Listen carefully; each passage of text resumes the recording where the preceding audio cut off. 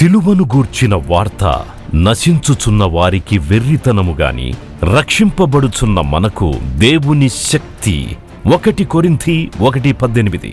United peoples fellowship UPF నిర్వహించు సిలువ ధ్యానములు. 40 రోజులు ఉపవాస ప్రార్థనలు.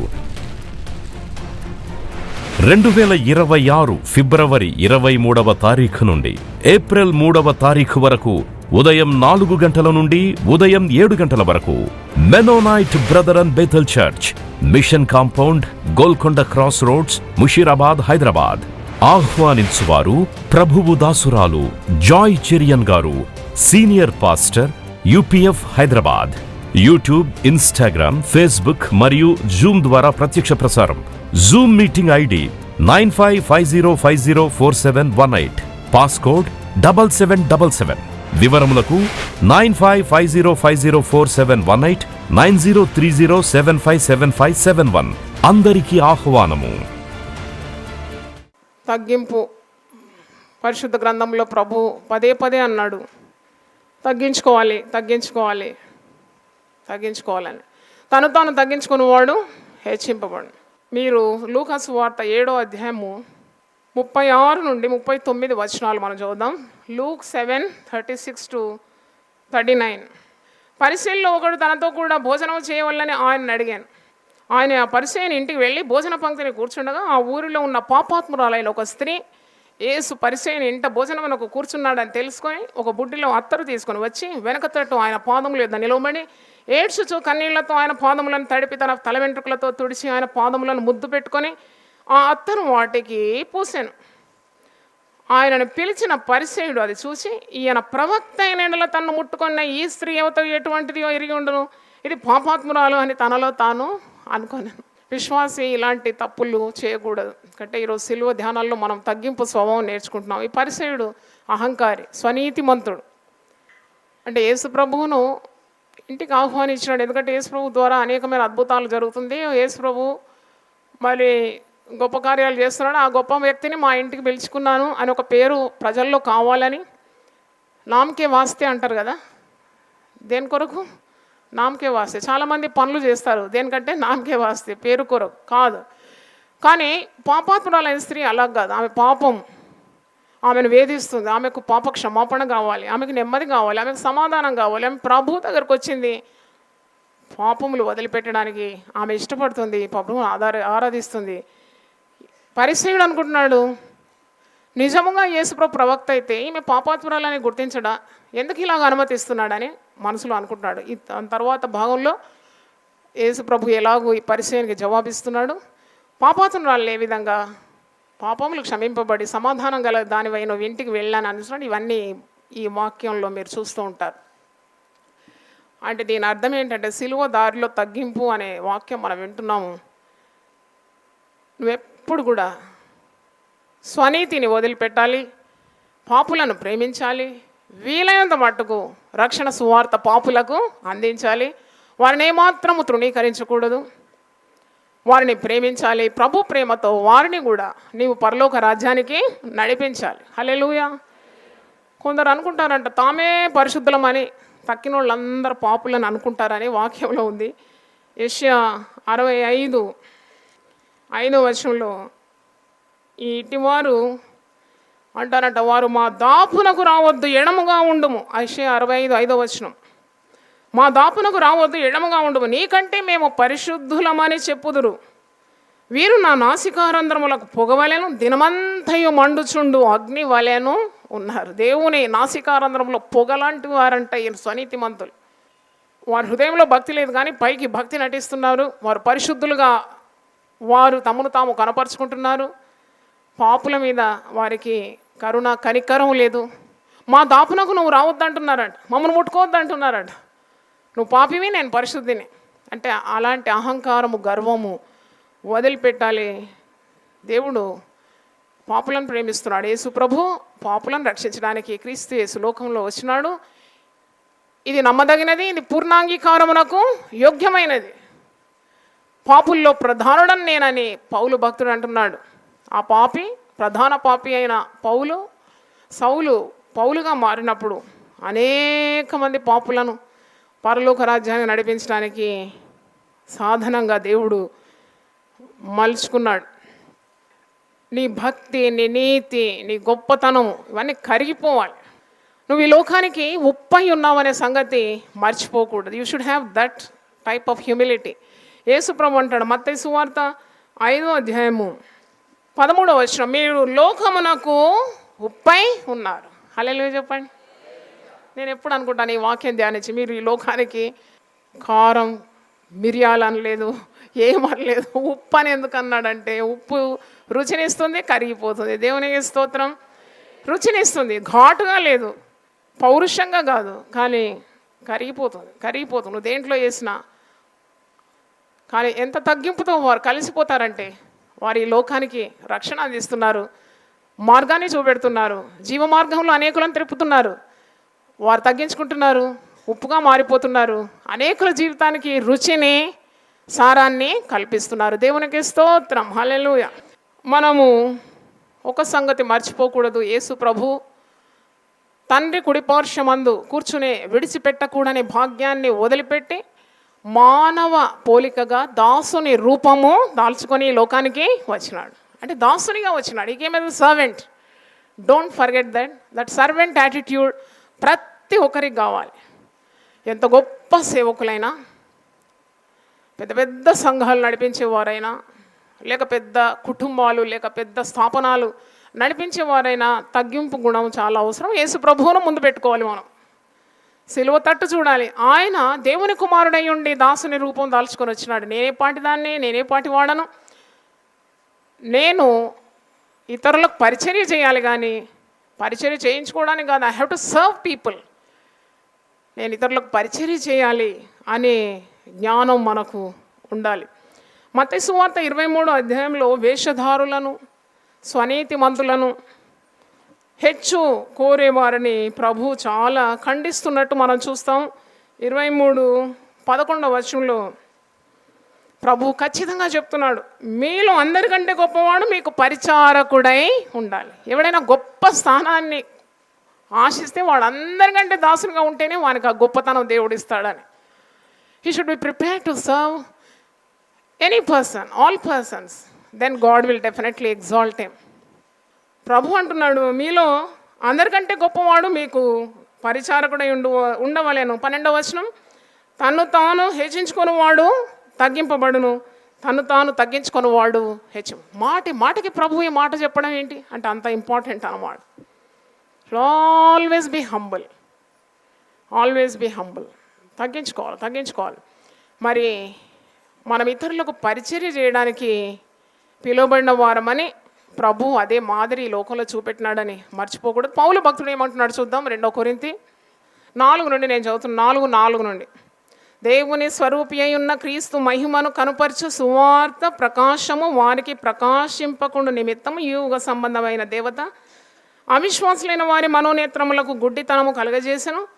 అంధకారంలో నుండి వెలుగు ప్రకాశించును గాక అని పలికిన దేవుడే తన మహిమను గూర్చిన జ్ఞానము యేసుక్రీస్తునందు వెల్లడిపరచుటకు మా హృదయములో ప్రకాశించను గనుక మేము మమ్మను గూర్చి ప్రకటించుకోవటం లేదు, క్రీస్తు యేసును గూర్చి, ఆయన ప్రభు అని మమ్మను గూర్చి యేసు నిమిత్తం మేము మీ పరిచారకులమని ప్రకటించుకొనుచున్నాము. హల్లెలూయా.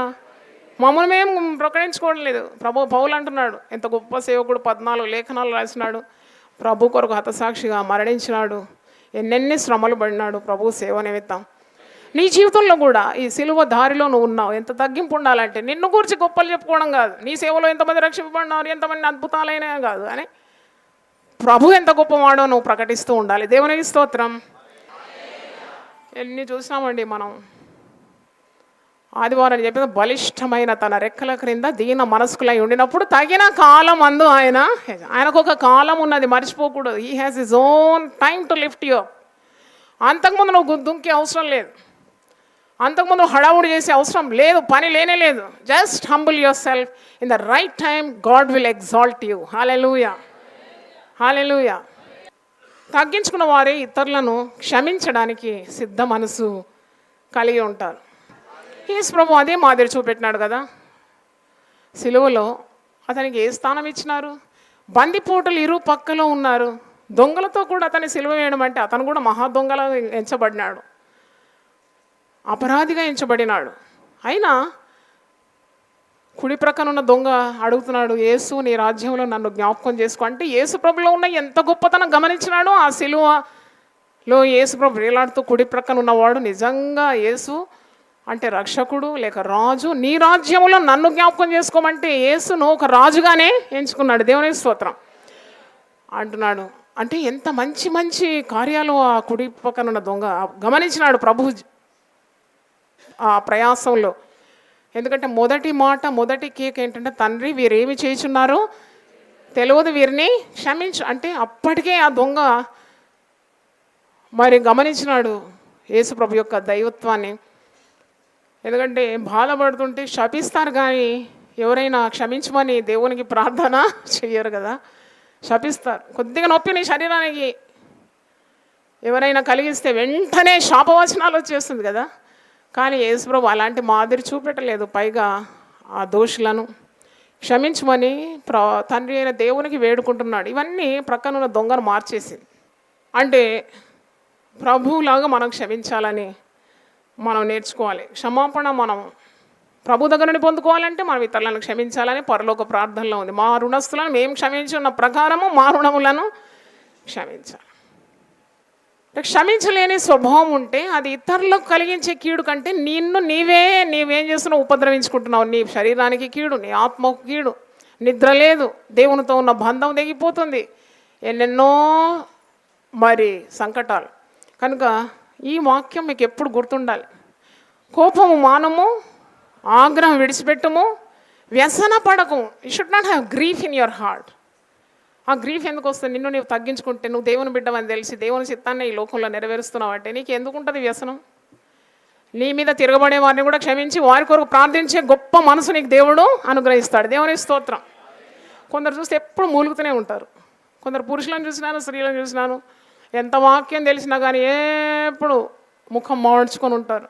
ఎందుకు ఇంత బాధ అంటే, వారు అలాగన్నారు, వీరు ఇలాగన్నారు. ఎవరు ఎలాగంటే నీకేంటి? ప్రభు నిన్ను గురించి ఏమనుకుంటున్నాడు అది చాలదా నీకు? దేవునికి స్తోత్రం.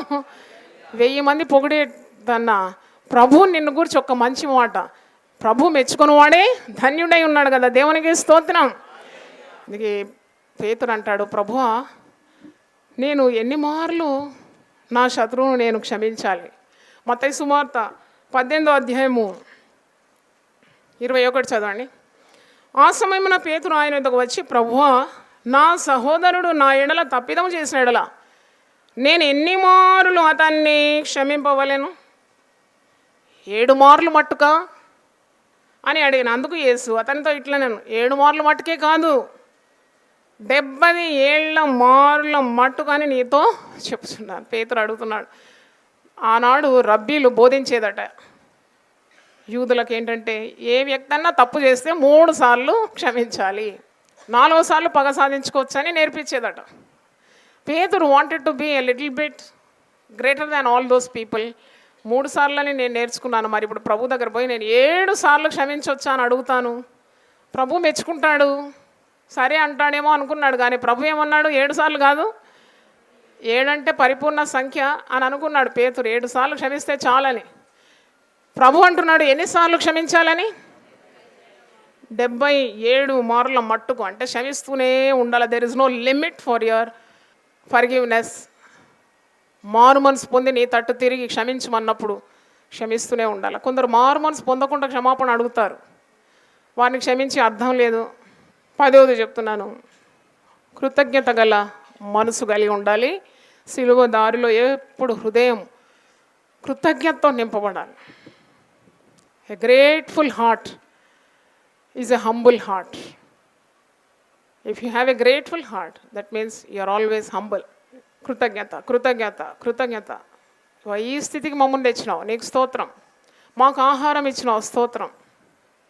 ఎల్లప్పుడూ కృతజ్ఞతాస్తుతులు చేయాలి. ప్రతి విషయంలో దేవుని స్తుతించాలని 1 టెస్సలోని 5:18 చూస్తున్నాము. అసలు ఈ దేవుడు అనుగ్రహించిన ఈ రక్షణ కొరకు నిత్యము నువ్వేం చేయాలి? స్తుతించాలి. The gift of life and joy of salvation. హల్లెలూయా.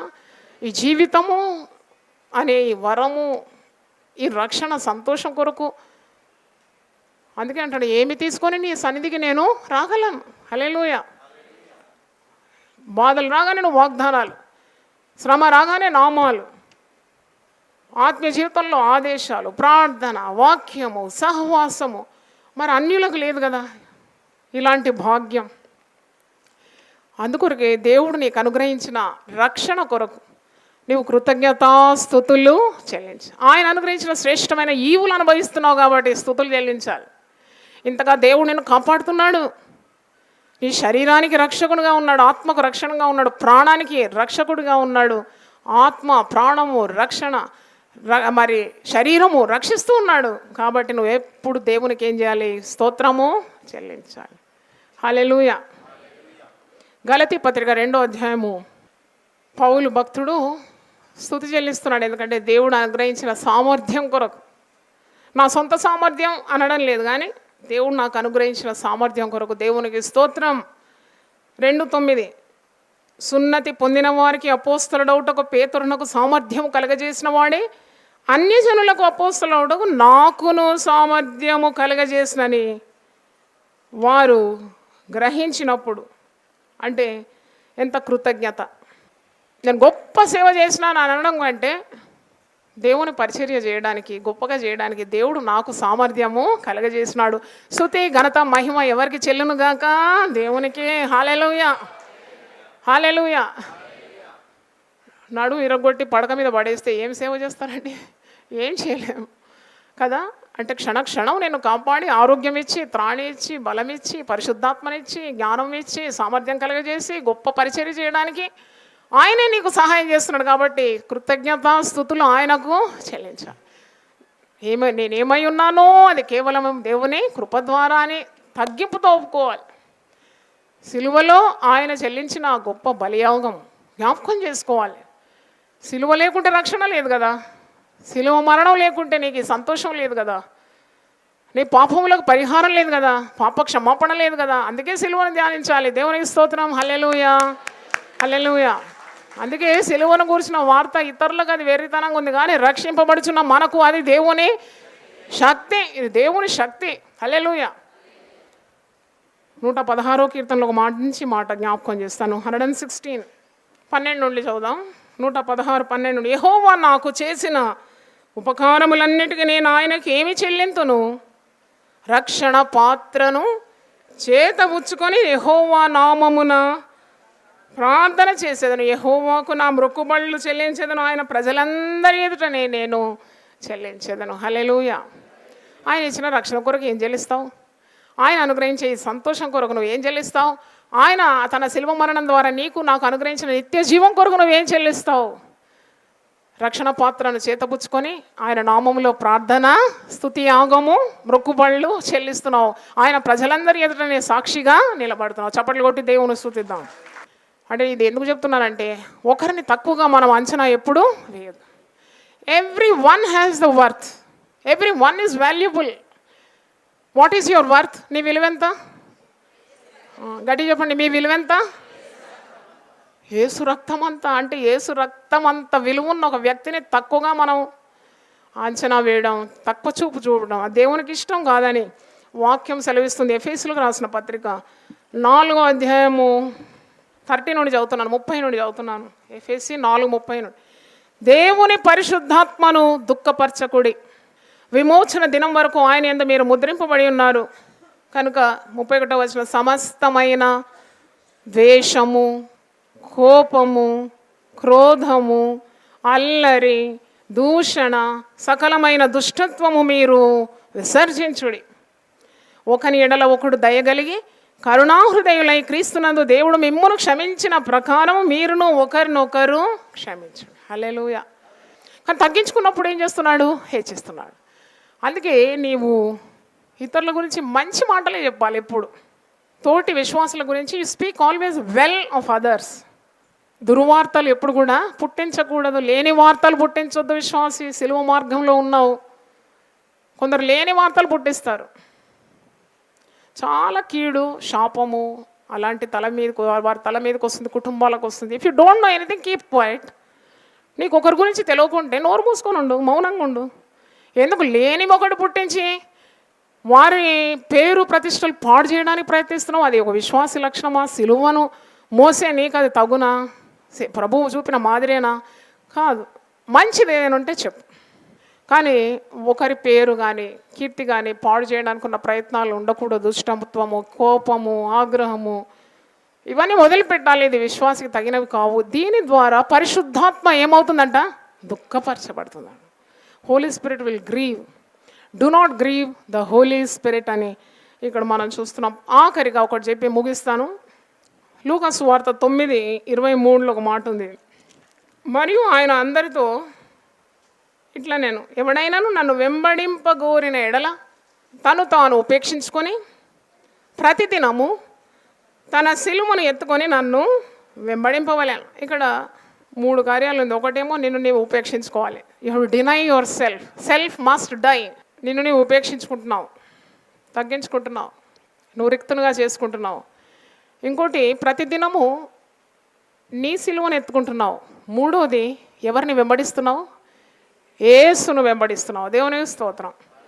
అంటే ఈ పని చేయడానికి నీకు చాలా తగ్గింపు అవసరం.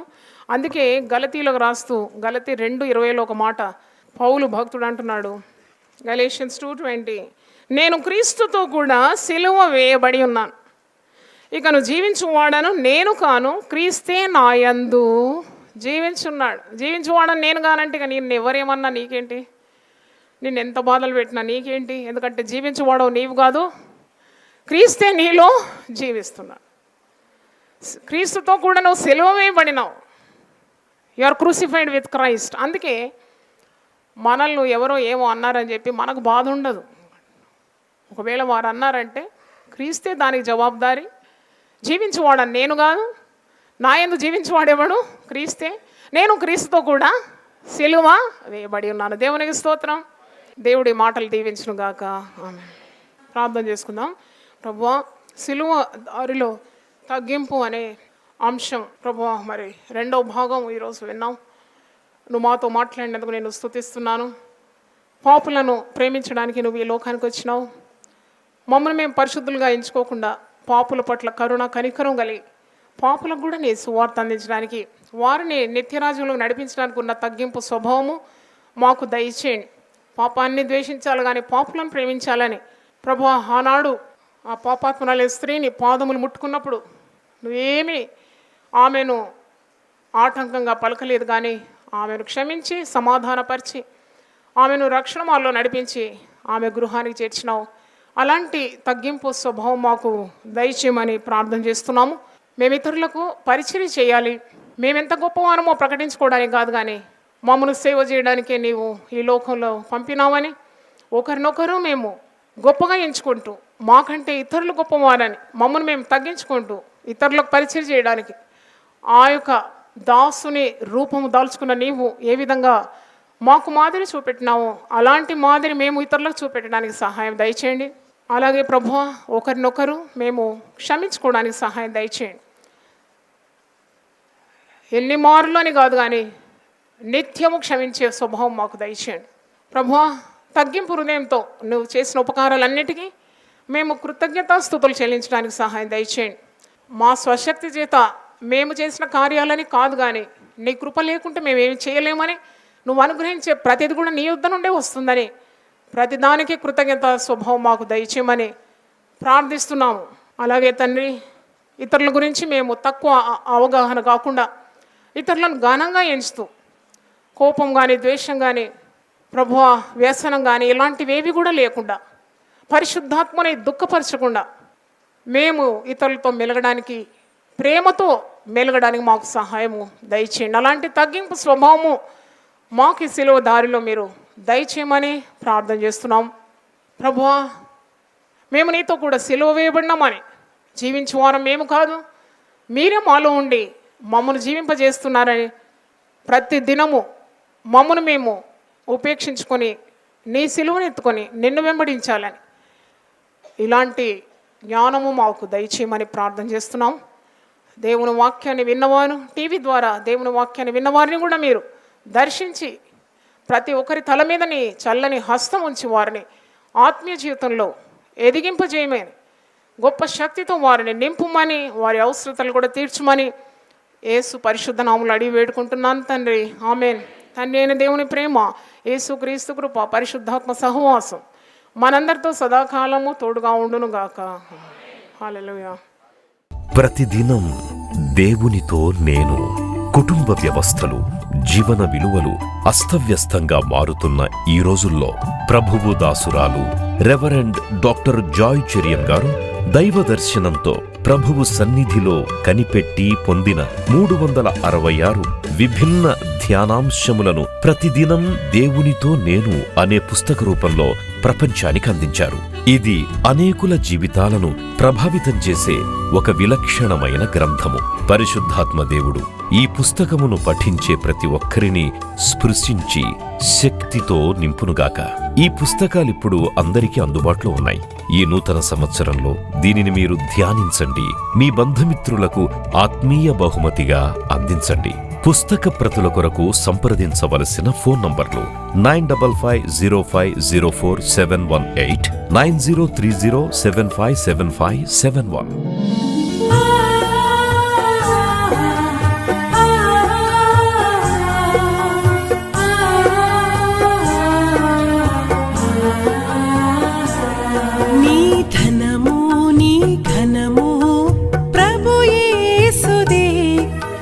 దశమా భాగమునీయ వెనుదీతువా. నీ ధనము నీ ఘనము ప్రభు యేసుదే, నీ దశమా భాగమునీయ వెనుదీతువా. ధరలోన ధనధాన్యములనీయగా కరుణించి కాపాడి రక్షింపగా. ధరలోన ధనధాన్యములనీయగా కరుణించి కాపాడి రక్షింపగా. పరలోకనాదుండు నీకీయగా మరి యేసు కొరకీయ వెనుదీతువా. పరలోకనాదుండు నీకీయగా మరి యేసు కొరకీయ వెనుదీతువా. నీ ధనము నీ ఘనము ప్రభు యేసుదే, నీ దశమా భాగమునీయ వెనుదీతువా. పాడి పంటలు ప్రభువు నీకీయగా కూడు గుట్టలు నీకు దయచేయగా. పాడి పంటలు ప్రభువు నీకీయగా కూడు గుట్టలు నీకు దయచేయగా. వీడంగ ప్రభు యేసు నామంబును గడువేల. సిలువను గూర్చిన వార్త నశించుచున్న వారికి వెర్రితనముగాని, రక్షింపబడుచున్న మనకు దేవుని శక్తి. 1 కొరింథీ 1:18.